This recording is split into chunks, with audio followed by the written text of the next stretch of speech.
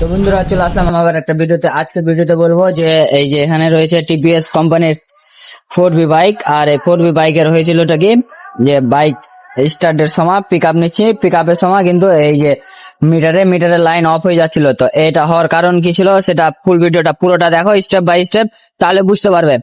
এই ট্যাঙ্কের ভিতরে যে ফুয়েল মোটরটা থাকে সেই মোটরটাতে আমি খুলেছিলাম, যে খোলার পর দেখলাম যে মোটর ফিল্টার দুটোই চেঞ্জ করলাম। চেঞ্জ করার পর তারপরেও কিন্তু ফল্ট শর্ট আউট হয়নি। তারপরে আবার এখানে যে ফিউজটা থাকে এই সমস্ত ফিউজ কিন্তু চেক করলাম, চেক করার পরেও কিন্তু কোনো ফল্ট দেখতে পাচ্ছিলাম না। এবং আরো জ্যাক কয়েল যত এর ভিতরে যে এইখানে ওমিনি যেটা আছে এগুলো চেক করলাম, লুজ কানেকশন চেক করলাম, ইনজেক্টর খুলেছিলাম এবং এখানে আগাদিকে খুলেছিলাম। আগাদিকে যে ভিতরে ওয়ারিং গুলো থাকে, এখানে যে ওয়ারিংটি থাকে এই ওয়ারিংটিও কিন্তু আমি চেক করলাম। তারপরেও কিন্তু প্রবলেম সর্ট আউট হয়নি।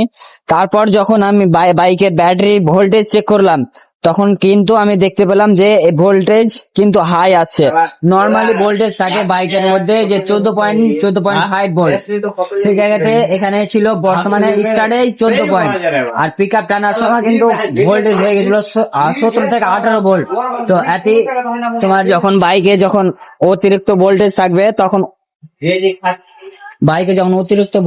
তখন কিন্তু বাইকে কিন্তু লোড নিতে পারবে না। কারণ এখানে BS6 বাইক, এটা BS6 বাইকের মধ্যে যখন ইঞ্জেক্টর চলবে তখন ইঞ্জেক্টর চলাকালীন অতি ভোল্ট লাগবে 0.5 ভোল্ট।